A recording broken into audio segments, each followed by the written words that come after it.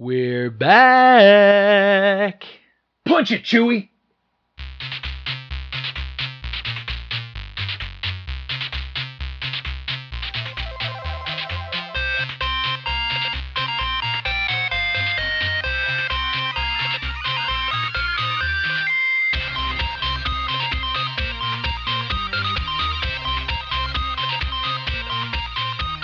Welcome to the Fortress of Nerditude podcast, a safe place to talk about all things in nerd and pop culture. I'm Spencer Stapleton, and my co-pilot, as always, is Steve Madura. Hey, yo! We're just two best friends. Despite being fathers and husbands, we just refuse to grow all the way up. Thank you for joining us. This is episode number 2, numeral 12. I don't speak the devil language. I don't speak the devil language, sorry. Yes, number 2. Number 2, welcome back. Welcome to everyone who's joined, everyone who's listened. It is good to be with you. Yes, we're really happy to be back after our first week. We had a good week getting the podcast up. We had a lot of fun recording.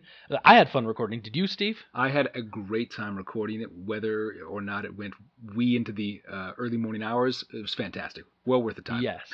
I absolutely agree. I had a lot of fun. So there's one thing, though, that we did last week. There was a mistake on my part, and I want to correct it right off the top of the bat.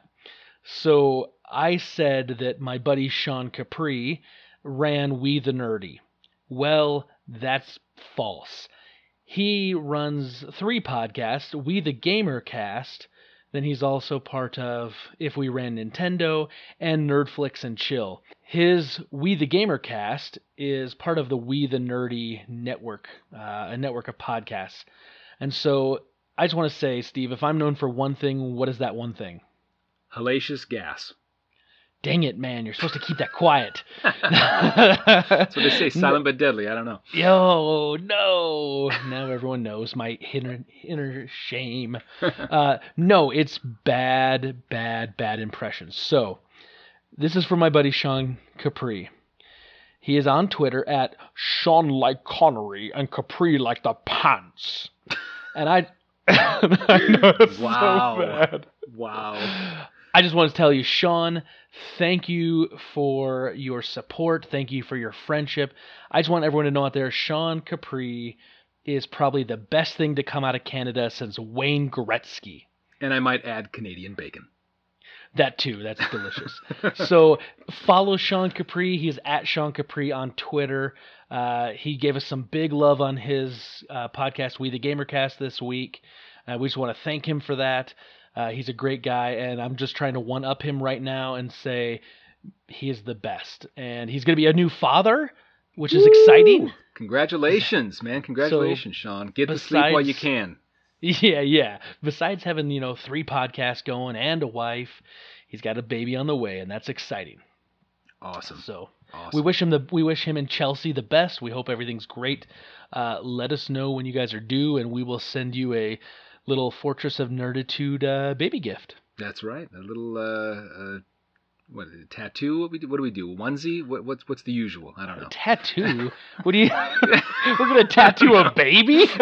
You got to brand them young, man. You got to brand them like cattle, and you got to get them out. I name them and let them raise themselves. That's my fathering right there. Wow. All right. Well, on that wonderful fathering advice, Steve, how was your week? My week was it was good, man. It was good. So we are knee deep in the Christmas revelry. My wife has newly discovered the advent of internet shopping, and bless her heart, she has done a fantastic job. She literally has shopped for every single person on her list, my list, our kids' list, back and forth. But our room, no joke, looks like an Amazon distribution center. Like I was going to my closet this morning to get my suit for work, and there's a pile of boxes taller than I am. No joke. So anyway, wow. So she's in the thick of that, and we've been just doing shopping, kind of post Black Friday and taking things back that we don't need and exchanges and all the rest, and she's done a fantastic job. So that's been the bulk of my evenings, and everything else was good. We had a good week. We had some snow out here in Chicago, so the kids ran out the moment that it started snowing, mouths open. I'm like, you know about acid rain? Don't eat that. You got to worry about the acid rain. You got to worry about the yellow snow. There's a lot of dangers with snow eating these days. Not like it was when we were kids, Spence. There was a lot of yellow snow when we were kids, Steve. Yeah, but And you you ate made the plenty yellow of it. snow. Yeah, but you ate it. Yeah, right. You smelt it, I dealt it. Yeah. Anyway, but it was great. So the kids got to go out and just play in the snow, and they made 3 snowmen, and they have since been they've shrunk due to the weather. It's warmed up again. So, but that's the first snow we've had in Chicago, really all season. So it's been really late, and so it's I've enjoyed the Indian summer, so to speak. But the week was good, and I'm excited to be here. How was your week? So it was really good. Let me ask you this though. You said Carrie's doing a whole bunch of internet shopping. Amazon? Amazon, but then a lot of just Target.com, Best Buy, which, by the way, small side note, I hear Best Buy had a huge Black Friday presence where they've been kind of quiet in years past, and people are saying they're back. I'm hearing that they're trying to do something where they can match Amazon or do price matching with Amazon or something, and good for them. I mean, that's awesome. More competition, capitalism. I'm all for that. Yeah. I was just gonna ask you though, if you guys are using Amazon so much, why do you guys not have Amazon Prime yet? Dude, I don't know. Now, this podcast is not sponsored by Amazon Prime, and I'm not trying to push Amazon Prime, but I'm just saying, Amazon Prime, man, 2-day delivery. You get them diapers in 2 days. So here's the thing. So we are a family of 6, 4 kids, me and my wife. We have a porcelain dog that sits on our fireplace, but we don't really count Max. Anyway, so a family of 6, and yet we do not have a membership to Sam's Club or Costco. And we have tons of friends. Like, we're over to a friend's house, and my wife's like, "Oh my gosh, these cold cuts are delicious, or these tortillas or whatever. Where did you get them from?" And invariably, it's always Costco.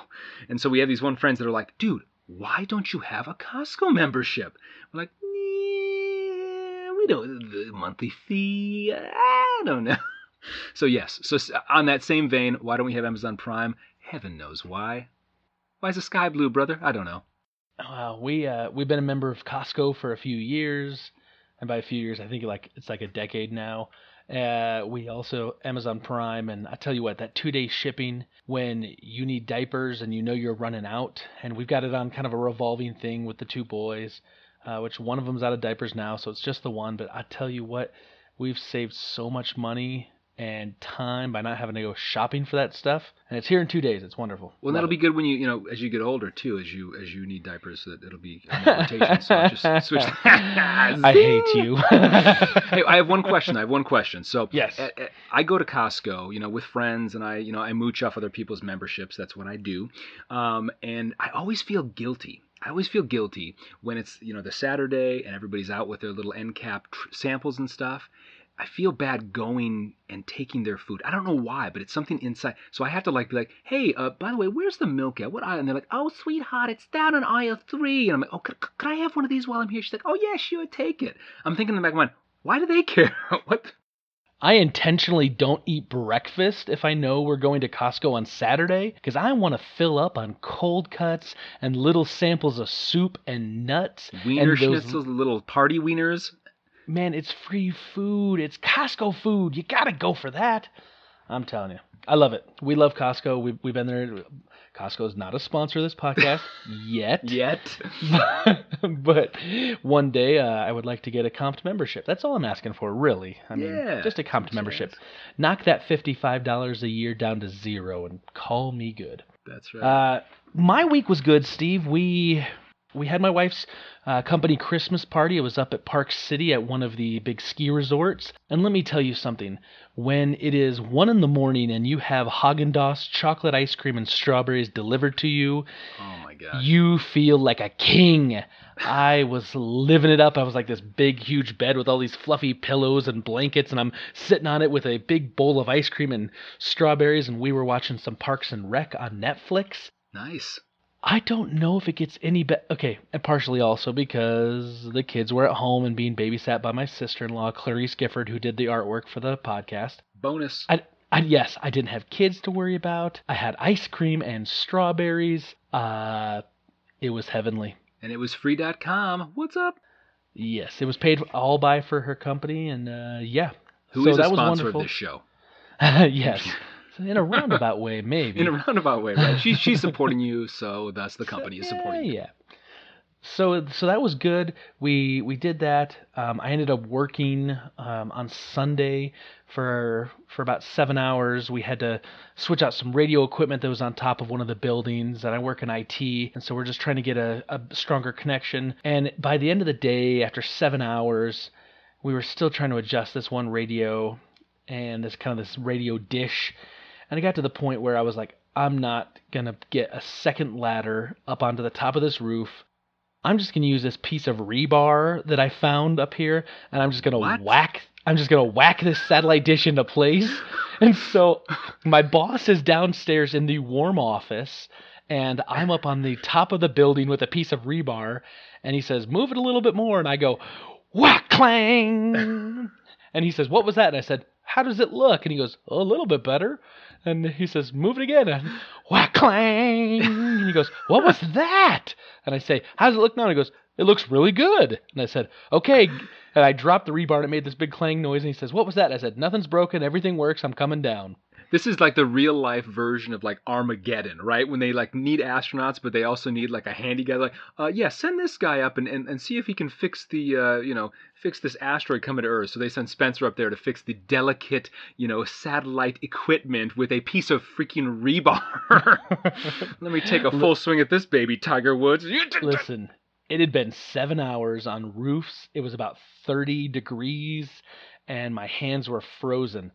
That was the best they were going to get out of me at that point. Do you get hazard pay for that junk? I mean, that seems a little Uh, dangerous. no, but it was a lot of fun, I must admit. So anyway, I worked over the weekend, and then of course last week I did all the editing for the first podcast, which was a lot of fun, which was new. I was learning as I was going along, so I apologize for some of the editing mistakes. I'm sure there are many, but I will get better, I promise. Be gentle, be forgiving. Put away the red pens, guys. Come on. Yes, yes. Let's go easy. No, we got a lot of great responses. A lot of friends of ours have reached out and congratulated us on starting the podcast, and they're really excited. I hope they continue to listen. I hope they tell their friends. I hope they tell their family members, their coworkers, their mailman, their Karate dog catcher, instructors, flight whatever. Right? attendants, strangers on the streets, homeless people, whatever. The name is Fortress of Nerditude. Spread the word, people. So anyway, it was a good week. I had a real good week. Good stuff, man. Well, good to hear it. Very good to hear it. So Steve, you know what time it is. I know what time it is. It's time for some Rebel Intelligence, and I always have to let you know, Steve, that many Bothans died to bring us this information. Rest in peace, you Bothans.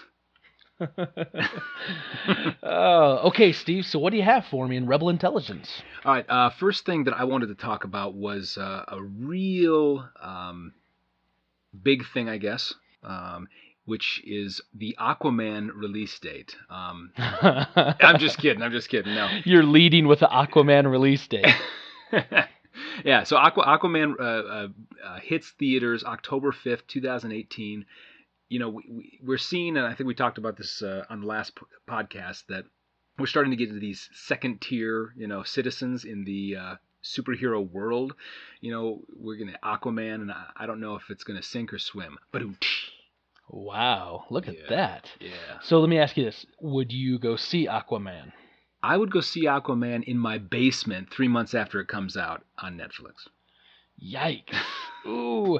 So let's say here, the Fortress of Nerditude, Steve Madure has said that it's going to take 3 months before it hits Netflix after it's released. Okay, actually, no, VidAngel. So I'm a VidAngel fan. I buddies that started the company, the Harmons. Shout out to them. What? I watch a lot of my movies on VidAngel. So that comes up pretty quick after it hits the theaters. So they're pretty good about that. Okay, I think I would see Aquaman. Oh man. Maybe if someone like had a free ticket, I would go. I'm just, it doesn't look that great to me. Yeah, no. Like if Costco maybe threw in that with a membership, or if it was like a part of a, everything free comes from Costco apparently. I don't know. Apparently so. What do you got for me? Okay, so one of the big things that happened over this last weekend that I was really excited about was the PlayStation Experience event in Anaheim, California. For those of us that are video gamers It's always a big chance to see some of the new things that are being developed by Sony or studios that work with Sony. And it was like Christmas for me this weekend. Two big games were announced, in my opinion, from the publisher Naughty Dog. First was Uncharted: The Lost Legacy. It's basically going to be kind of like a spin-off title starring Chloe, who was a character in the second game.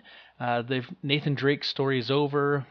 They finished that in the Uncharted 4 that came out earlier this year, which was excellent. If you haven't played it and you're on PlayStation, go get it, go play it. You must. It's amazing. So I'm excited about that. And then they dropped this trailer for The Last of Us Part 2. The Last of Us was my favorite game of 2013. It may even be my favorite video game of all time. I love it. Great storytelling, wonderful game. I don't know anyone that's played it that's not liked it. Even people that haven't played it, like my wife. She kind of watched parts of it and she was really into the story. They're going to make a second one. I don't know when it's going to come out. It's probably not going to be for a few years. But if you're into video games and you've played The Last of Us, I know you're excited to see this like I am. And if you don't play video games, go out and just research it. Look for tell me about The Last of Us in 5 minutes on YouTube or something, and kind of get an idea for the story, because you will fall in love and you will want to be a part of this world. So that happened. That was really big and exciting. Yeah. So let me ask this. So with regard to the story, I mean, is that the driver? Obviously it's got good graphics. I assume it's got. I don't know if there are any famous voice actors that are part of it. The voice acting in The Last of Us is excellent. I mean, top notch. You're not going to get any better. But Naughty Dog does find a way to make these really engaging games that are fun to play, and the mechanics of it are really good. But the story is what draws you in. I mean, it's very immersive, and when you get to the end of the game, and the character has to make a decision about what he does and in relationship to this other character and what information he passes along or doesn't. It's gut-wrenching, it's heart-wrenching, and you feel every ounce of that. And I love video games that are like that take you on a journey, both emotionally and almost metaphysically. Like, you just feel it inside of you. I loved it. It was wonderful. Well, what I think is cool about that, just really quick before we move on, is that, media has gotten more so, just better writing, better stories, more immersive, and that holds true, I think, for television, for movies, for books. And books, I mean, I guess I've always been, fairly immersive. But I found myself, I'm thinking about just my experience with certain things and having that similar experience. I remember, and this is sad to say, but when the Harry Potter series first came out, I remember sitting on the train commuting downtown. I was reading like the on the seventh book or whatever it was, when Dumbledore dies, and I'm literally like, hold it together, Steve. And there was like a dude sitting next to me, like, what is that guy's problem? And you invest time, you invest energy, and I think with a video game, there is some involvement. You become that character, as opposed to a movie where you're just kind of a participant. So Right, absolutely. a non-active participant, I should say. So Right. Video games, you're an active participant. Movies, you're a non-active participant. And so there is something to those games. So I want to say that everyone over at Naughty Dog, they've been doing the best of things in the video game world for a long time now. I have full confidence that this is going to be amazing, and I can't wait. Very cool. Well, speaking of voice acting, I read an article in the Wall Street Journal that just came out yesterday. Wall Street Journal, obviously, a lot of finance, a lot of business, a lot of nerd things, I guess I would say, maybe financial nerd things. But this was an article about voice acting and voice actors, and what I thought was interesting is that throughout the industry, which I think it's timely because, as you know, voice actors, the Screen Actors Guild, they are on strike because they're looking for better working conditions, better pay, all the rest. But this article talked about how voice actors don't know ahead of time when they're going to an audition what they're auditioning for. And a lot of times after they do a part, they could do a series of games. They might not even know what games they're doing it for, because there's such kind of secrecy surrounding the games and the releases, and competition in the industry is stiff. But I thought it was funny. One of the women that went to do this audition, not knowing beforehand, what it was about, she'd just given birth to her second child a few weeks before. She goes to the audition, and it's for this like demonic baby eating role. And she's like, wow. Yeah, I just had a baby, 2 days ago. this is a little close to home. I'm going to have to pass on this one. That's an interesting call sheet. I mean, we're looking for someone who can be a demonic baby-eating zombie monster. If Right? you feel that you fit this role, please apply. So, Mommy, what did you do today? Over like meatloaf? Well, I ate babies. Like I can only imagine the dinner room table talk. Yeah, I don't know how you would. I don't know how you'd get past that. That might be a little tough to get past that. Yeah, but that I Wow. thought it was interesting. Thought it was fun. Yeah. Well, let's move off demonic baby-eating zombie monsters. For now, Um, for a little bit at least. We'll come back around. right? So Rogue One's coming out later. I love Star Wars, so I found this little tidbit of Star Wars news that I thought I'd kind of slip in here. The Fort Worth Police Department in Texas, they're hiring again, and they've put out a video. They put out a video last year where Darth Vader was interviewing for a job, which was really funny. This year they have a video with a stormtrooper on a firing line trying to hit a target. He's trying to prove that he can get this job, and he keeps missing and he keeps missing, and then finally they let him like walk up until he can hit it.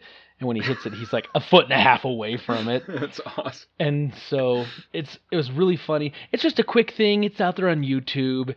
If you want a good laugh and you want to spend a minute and a half of your life, go ahead and look for it.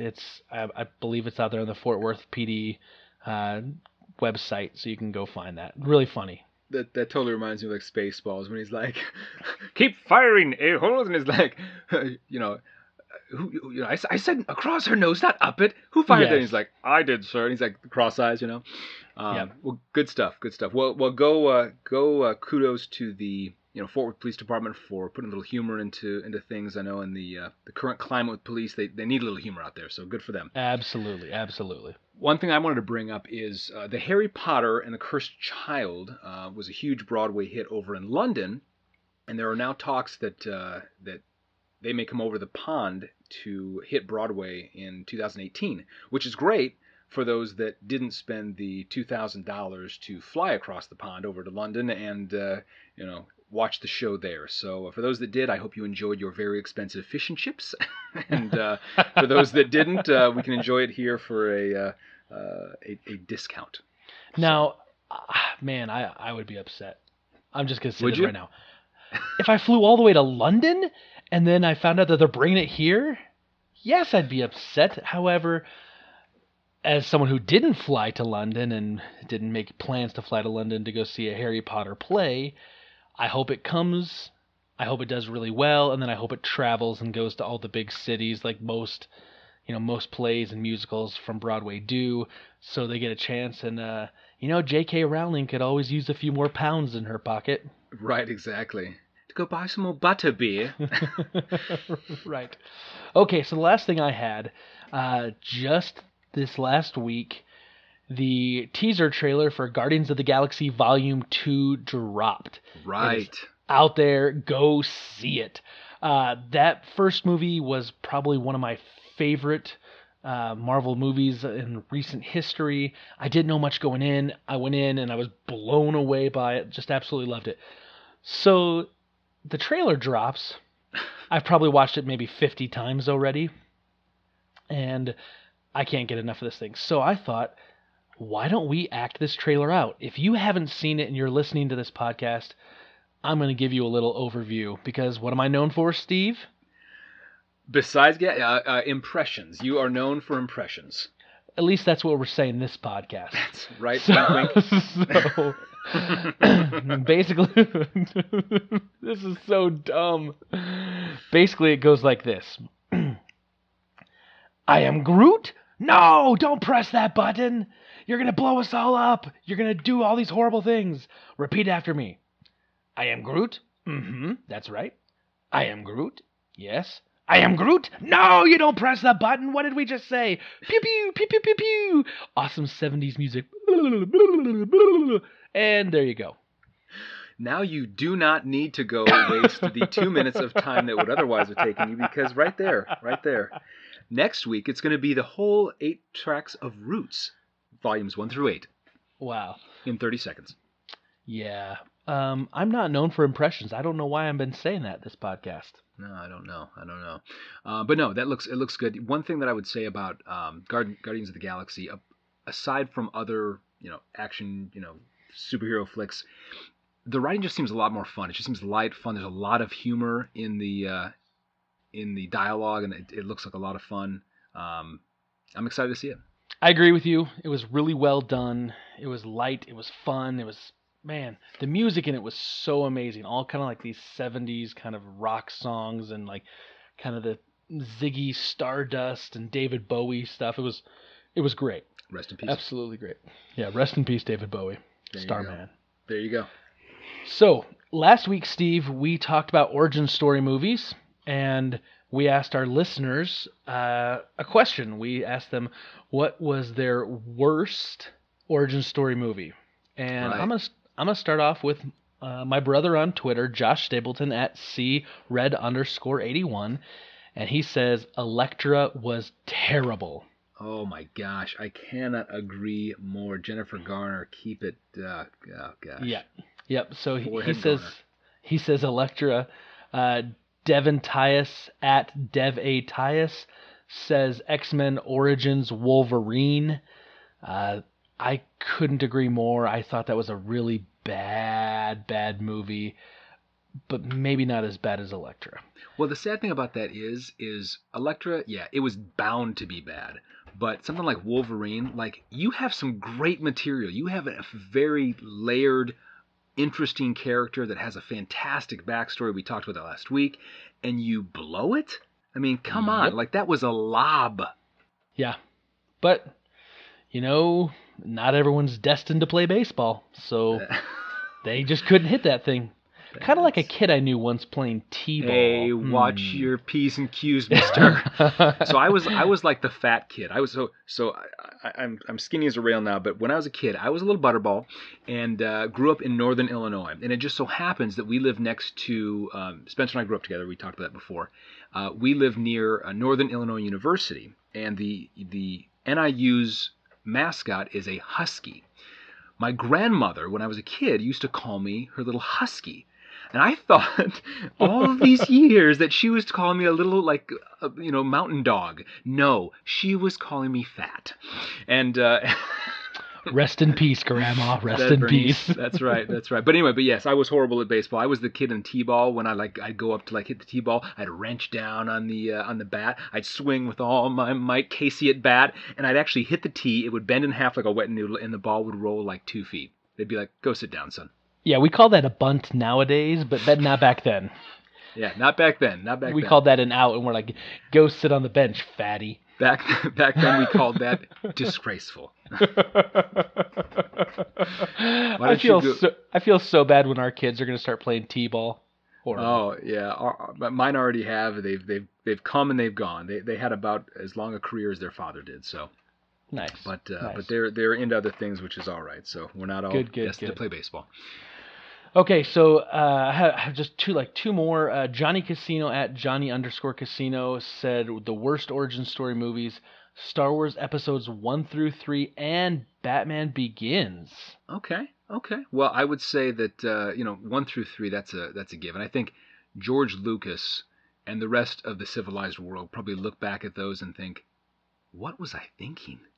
I have 3 words for you: Jar Jar Binks. Yeah, man. Yeah, boy, that hurts.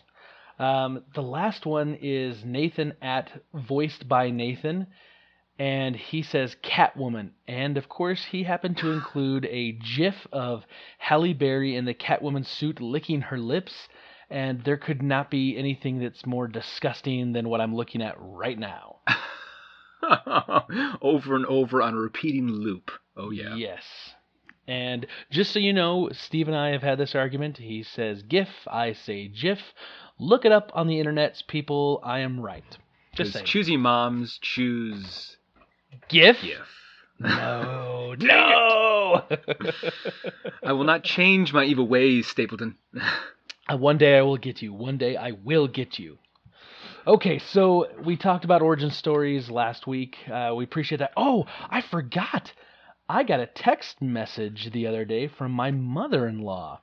Is this a good thing or a bad thing?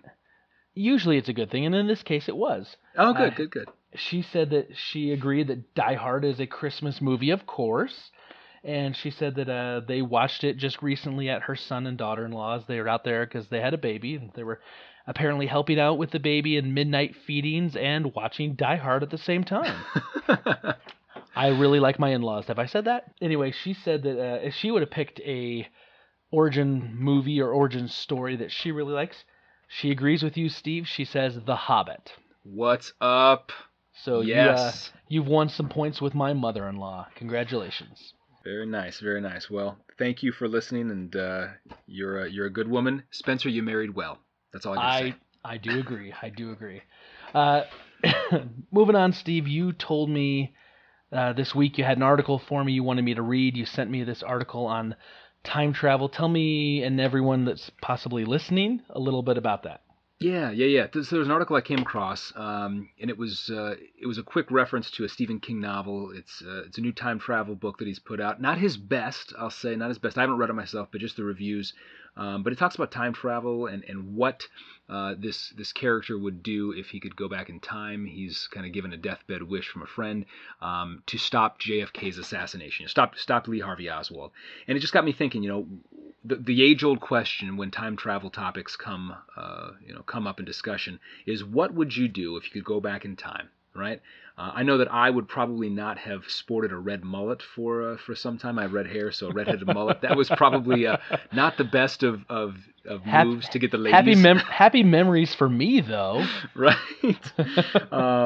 But anyway, so I love time travel stories. I love the there's actually science behind it, and whether or not it can happen, whatever, remains to be seen. But it has been a long-standing thematic genre that has fascinated people for ages, and I just thought it'd be kind of a cool thing to talk about today. Talk about some of our picks, I guess, for best stories that have involved time travel, and just talk a little bit about that.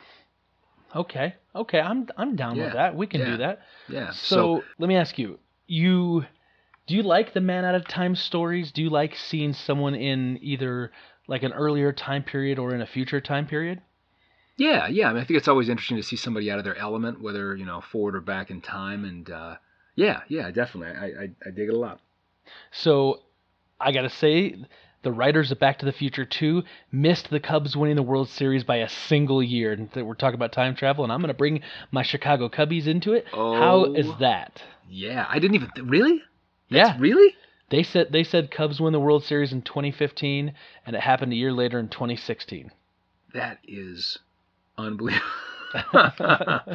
and as a side note, Spencer did actually have opportunity to purchase season tickets. What was it, 2 years ago? No, let's not talk about this. Yes, no, let's talk about this. Let's put this out there. Let's put this out there. So he had an opportunity to buy season tickets, and the good father that he is said, you know what, I just had a baby, I just bought a house, I'm going to have to pass, put me back on the roster. And what was it, like a 10-year waiting list? 5 to 10-year waiting list, wasn't it? I waited 8 years from the time I put my name on the list to when they called me. That's a shot in the... See, when you say it, it sounds like I did this magnanimous thing that I put aside my love of the Cubs and season tickets for my kids. But I don't feel that way right now because I could have been having tickets to the World Series for a lot cheaper than what I bought them for to go when I went this last year. Yeah, small side note. So Spencer flew out from Utah to Chicago. We spent 3 amazing days traveling back and forth to Wrigley. Spencer and I got on Fox Sports. He shoved his finger into the camera's lens, and I think they actually made him pay a small fee to sterilize the lens again. But anyway, great time. Go Cubs. Love my Cubs. Love our Cubs. Go Cubs, go. Go Cubs, go, baby. World Series champions. Yeah, I was going to say, so the one thing that really I think is unanimous is that question of what you would do to go back in time, to go back and change the past if you could in order to change the future. One of the stories that I really like, and this is one that is probably not on anybody's list. You go to you Google top time travel movies. This is not going to be on any of them. Are you bringing up Bill and Ted's Excellent Adventure? Because I think that's on a lot of people's. No, that freaking one is awesome. So great. And I will say probably Keanu Reeves' best role of his career. Typecasting, I mean, The Matrix. definitely. Yeah. Yeah, I mean, The Matrix as well, but that was because he could be monotone for literally 4 movies. So that that's typecasting. Excellent. Bogus. Put them in the Iron Maiden. Excellent. Execute them. Bogus. Yeah, oh, I love that movie. What was it? San Dimas? San Dimas High. Yeah, San Dimas High.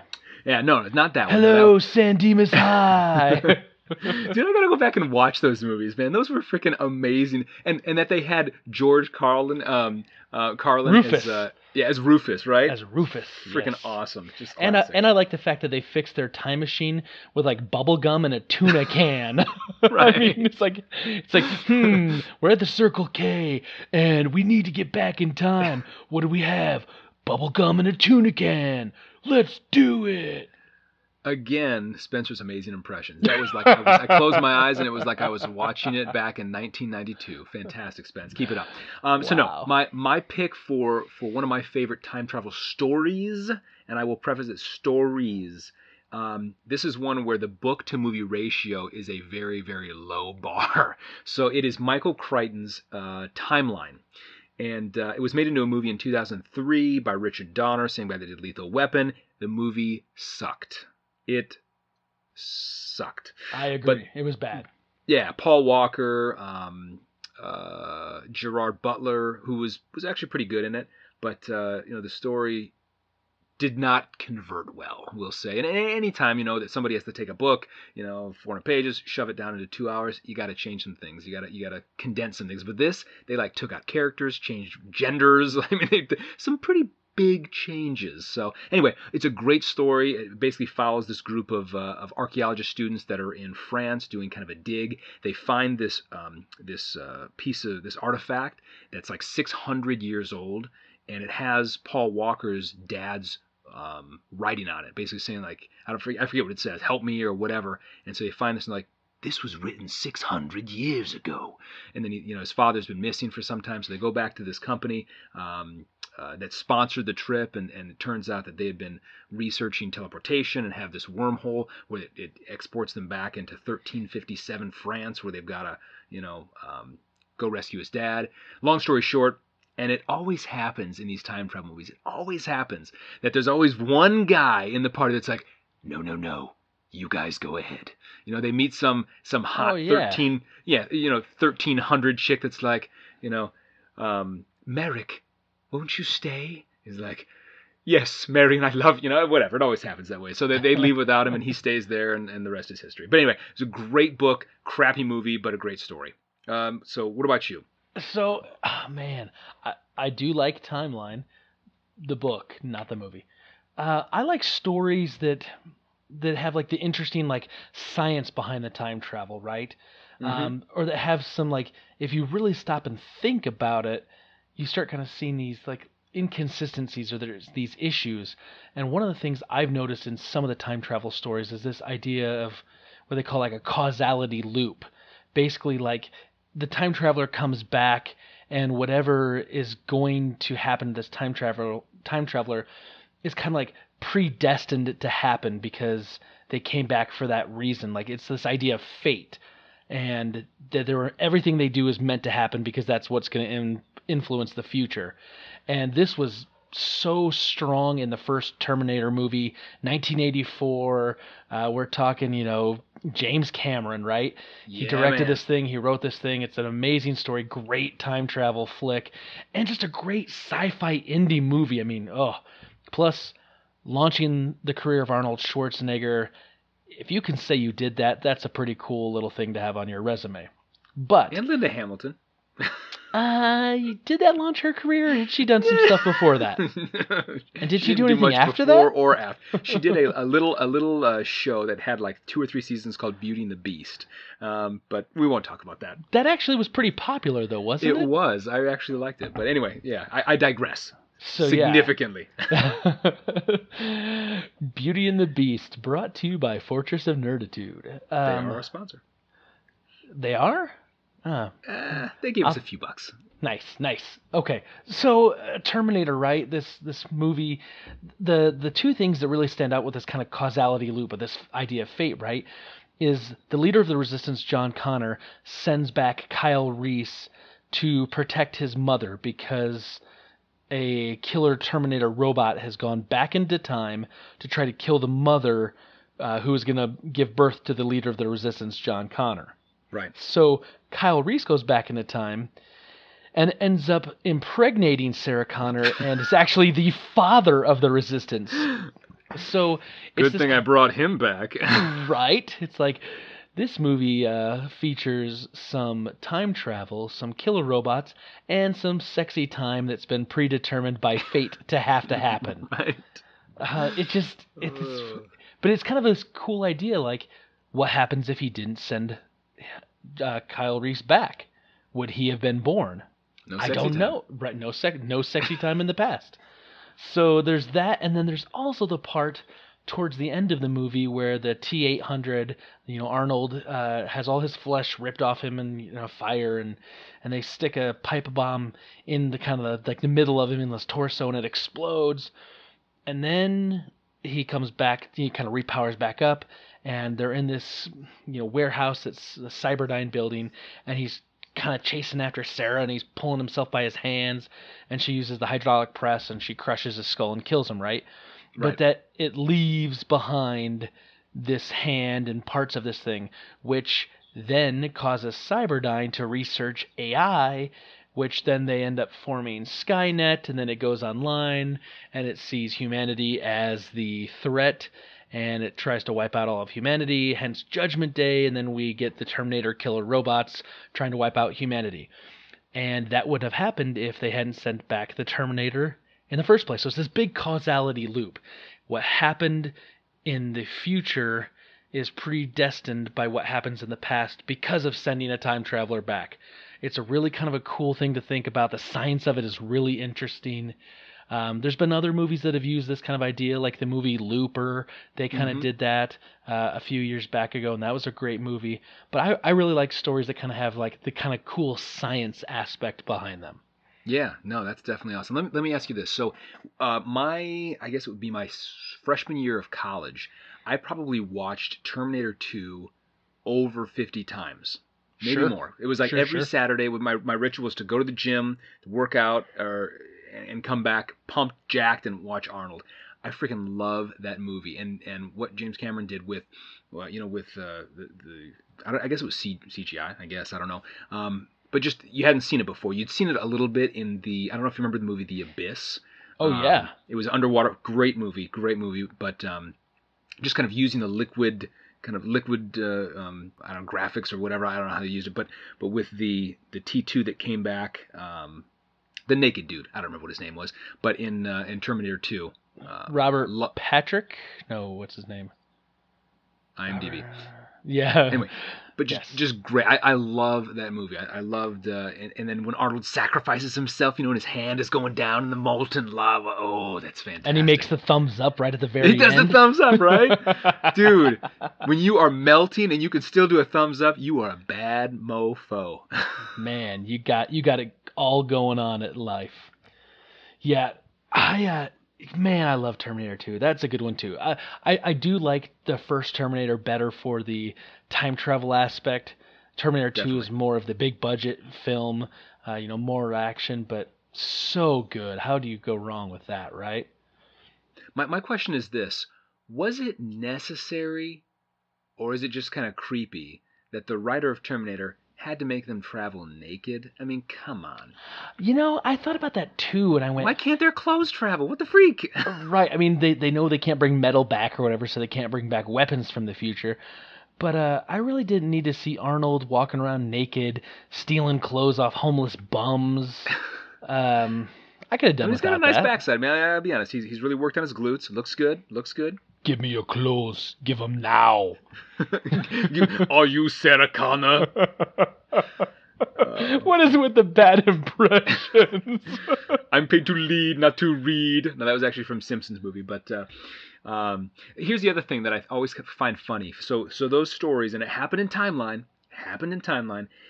is the people from the future, whenever they go back in time, they always have like this superiority complex where they're like, man, we've got 600 years on these guys. Let's go get them. You know, that was actually a line that Paul Walker used in Timeline. I'm like, what the freak? Like, you think you're back in their time and suddenly you got 600 years, you know how to use a cell phone and you're going to, against like a mace? Right. Good luck, brother. I'm not getting reception here. Whack upside the head, right? Right.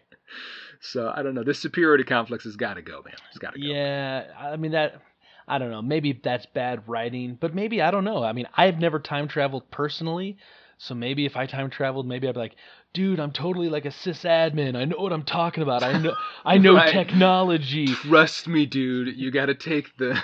I don't know why all of a sudden I was like, totally, bro. I know technology. I'm a sysadmin. I used a piece of bubble gum and a tuna fish can to get here. I know exactly what I'm talking about. Right. Oh, wow. We are such an advanced race.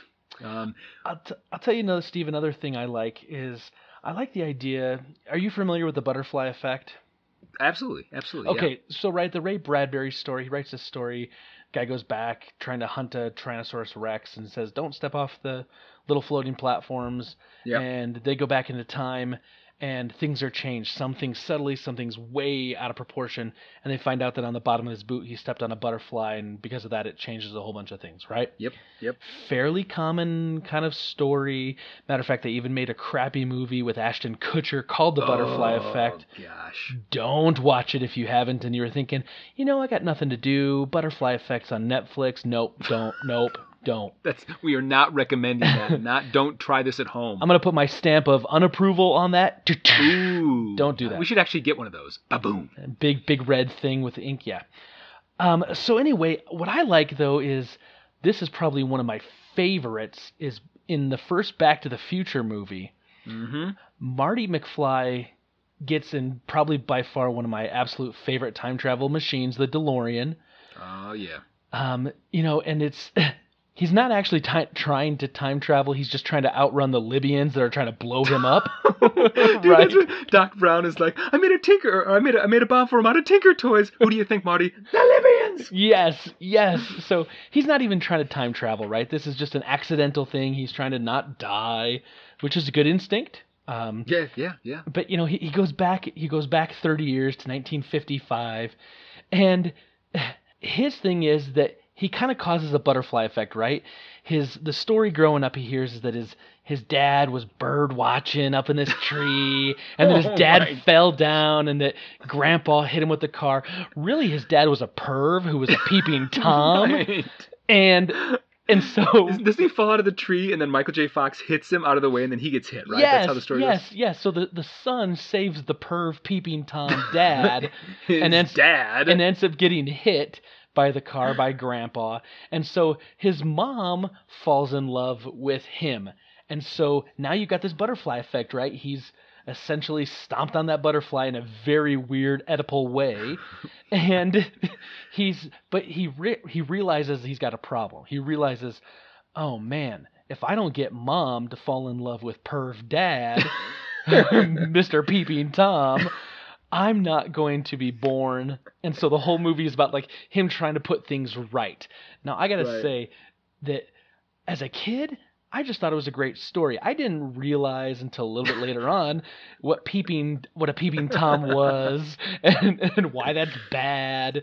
And let me just say, that's kind of creepy.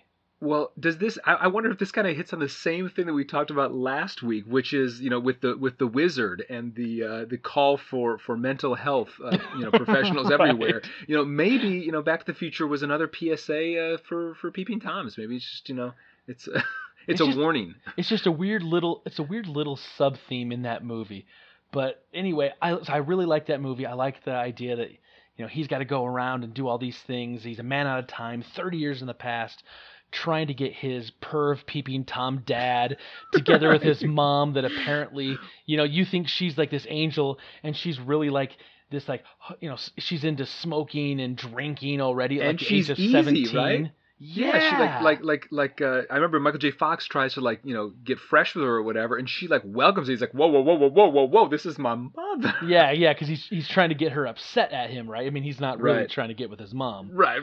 That would Right. be just continuing the perv through generations. Right. So it's a great kind of story about, someone trying to stop the butterfly effect, essentially. But it's kind of layered in all of this weirdness, and it's goofy and it's funny, and it's got a great soundtrack. And can we just say that Doc Brown has to be probably one of the greatest scientists in movies ever. Dude, I love this scene when he goes back and he's trying to talk to Doc Brown, and Doc Brown is like, "Okay, future boy, tell me who's the president?" And he's like, "Ronald Reagan." He's like, "The actor?" It's like just Right. fantastic, Yeah. total nutty professor, crazy Albert Einstein hair, perfect, Yes. Yes. perfect for the role. It's a it's a great time travel movie. It's another one of my favorites. I love it dearly. One of the things from that. First of all, not to hit on this again, but I have to say, the perv in that movie is none other than Crispin Glover, right? And he is a weird dude, right? A Yes. weird dude in Yes. his own right. We can stamp that as certifiably a weird dude. Bang! He may be a perv Stamped. in real life. I don't really know, but do you remember that? So he was also in Charlie's Angels 2, I believe, and he's this weird assassin type person. I remember he rips Drew Barrymore's hair, and then he smells it with this crazed look in his eye. And I'm like, that dude is not acting. Yeah, I'm going to put it out there right now and say that if I ever ran into Crispin Glover in a dark alley somewhere, I'm going to pray that someone's going to save me because I think I'm going to get murdered. And you're also going to pray that he did not listen to episode 2 of our podcast, because he will murder you. Right. The other thing I wanted to give a shout out to is, and I was just thinking about this as you were talking, the scene when Michael J. Fox is playing at the high school dance. He's playing Johnny Be Good, which was awesome, right? Yeah. For years. And I had this argument with my mother. I'm like, no, Michael J. Fox is actually singing the song. And she's like, no, it's Chubby Checker. I'm like, no, he is singing the song. Same argument I had with her about Ferris Bueller's Day Off and Matthew Broderick singing Twist and Shout. She's like, it's John Lennon. I'm like, it's not John Lennon, it's Ferris Bueller. Yeah, I lived in that fantasy world for some time. It was only a few months ago when I realized they were performed by the actual artists.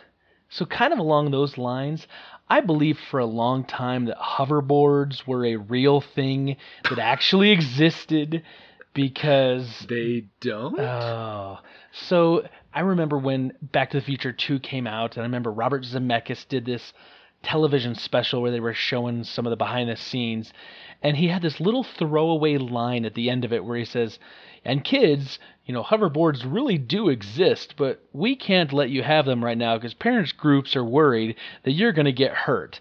And I believed him so hard that I was in my late teenage years, and I didn't talk about it a lot, but I still held on to this. It up I still held on.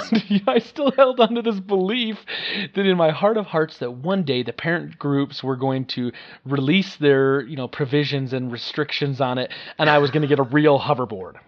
Oh, that's awesome. That's awesome. Well, I mean, they're kind of out now, right? And this new hoverboard thing. I mean, they've been exploding on people, and people have had, It's not the same. It's not the same.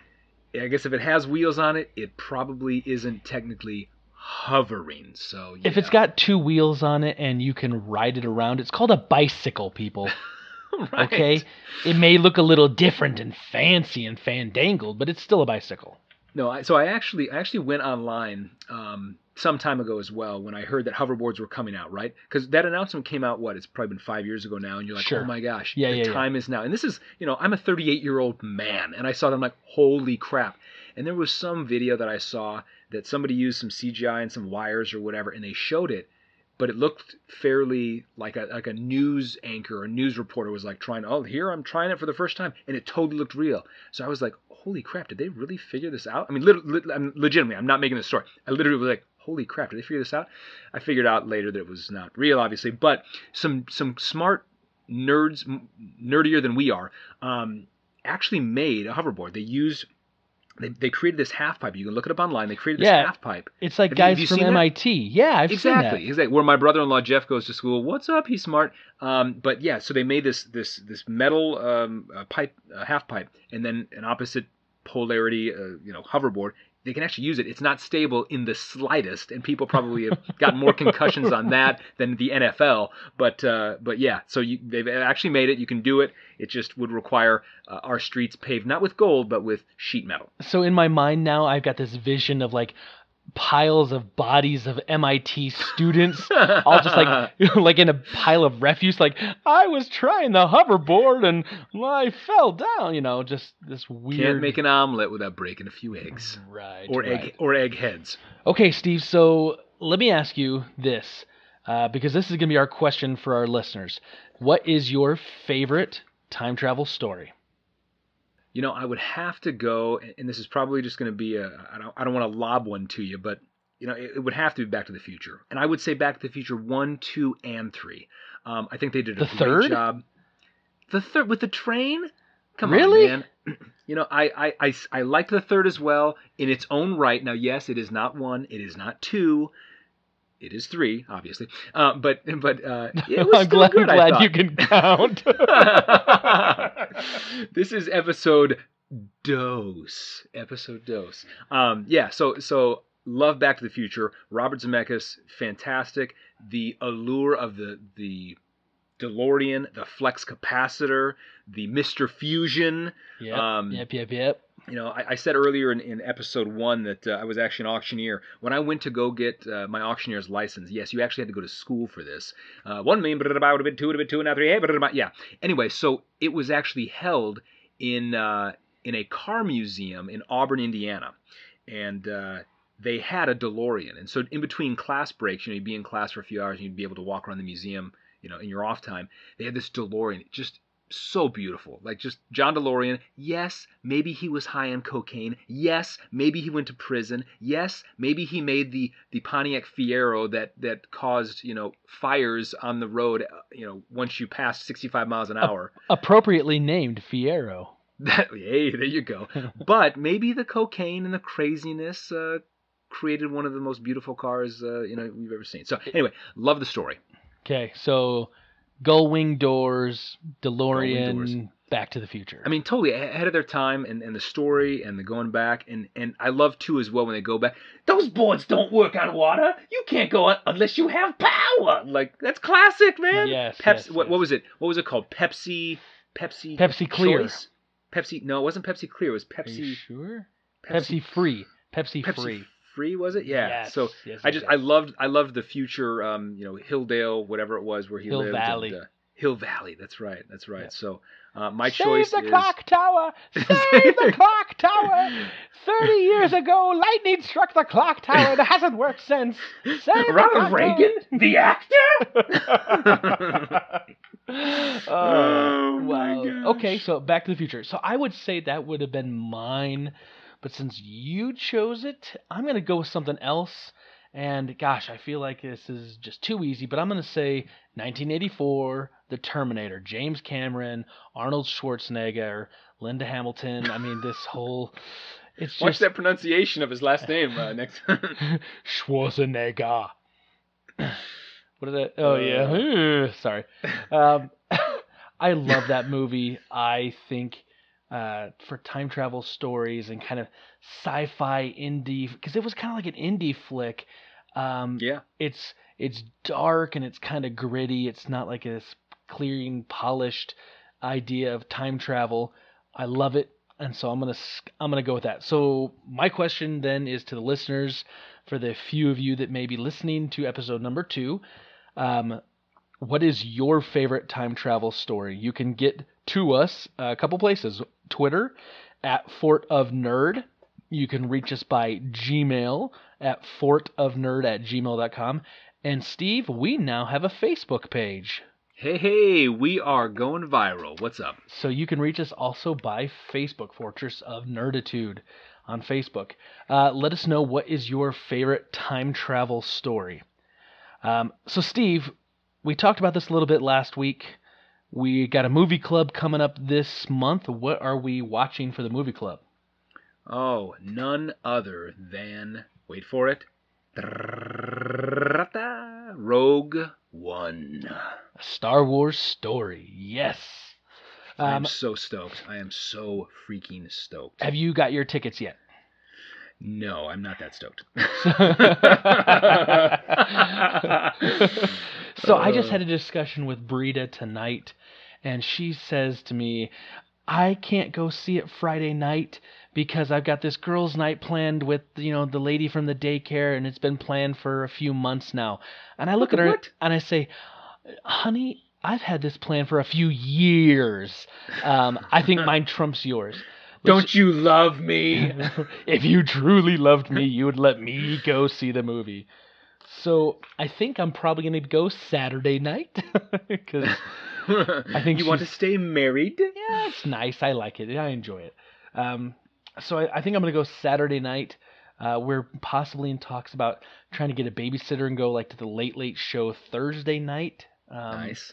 So we'll see. But what we want you to do as listeners is obviously go watch Star Wars One. Star Wars One. Wow, listen to me. We want you to go see Rogue One, a Star Wars story. Star He's Wars. going to the theater. No, don't go see Jar Jar Binks. I promise, I messed up. Please don't do that. Go see Rogue One and hit us with questions, comments, things you may want to discuss. As we go forward, we're going to want to try to get people and listeners on, and we can actually have them join us to talk about the movie club. But this month, it's just going to be me and Steve and my wife Brita, who's going to be our other co-host when we do the movie clubs once a month. And we're going to do Star Wars up right with Rogue One. That's right. And talk about cool wife points, man. The fact that she's into that stuff, the fact that she's gonna allow you to go at probably, the crack of dawn or whenever you have to get tickets, and that she's willing to come on and share her thoughts. I mean, that's pretty. I gotta say, I'll say it again. I'll say it before and I'll say it again. You married well. I do agree. I feel very blessed in my choice there. And really more her choice, because it's more I think she chose me. There you go. There you go. So Steve, people need to be able to find us, and they need to be able to help their friends find us. How can they do that? Rate us on iTunes. So the Fortress of Nerditude isn't as hard to find as the Fortress of Solitude. Rate us on iTunes, and here's what we'll do for you. As our personal gift, we're going to give you 2 Ginsu knives. No, we're going to make it 3 Ginsu knives and a chamois. No, I'm kidding. Spencer will do an impression of your choosing. So hit us up on iTunes. Throw some comments on maybe our Facebook page. Put some impressions out there, and we'll see if he can maybe pull out his Charlton Heston. It's to die for, let me tell you. Oh, no, I don't want to do this. But for you, the listener, I will make a horrible attempt, and you can laugh at me. So that's what it's all about. One last thing, as we go forward on this podcast, obviously we're going to have discussions. We're going to talk about things. If you have something that you want us to talk about, that you think is kind of within the realm of nerd and pop culture, let us know. Put it out there on Twitter or to our Gmail or to our Facebook, and we'll take a look at it and consider it. If it's something we can talk about, we're going to do it. Yeah, and I would say one thing just from my side in closing is, we've talked about time travel, we've talked about a lot of different things tonight. In closing, talking about the butterfly effect, I would say that every single day we have an opportunity to have a butterfly effect in our lives, whether it's a saying hi to somebody, making a call or shooting a text to somebody you haven't talked to in a while, and it may make the biggest difference in their day, their week, their month, their life. So every single day, go out there, do some good. And hit us back next week. We'll be here for you. In closing, may the force be with you always.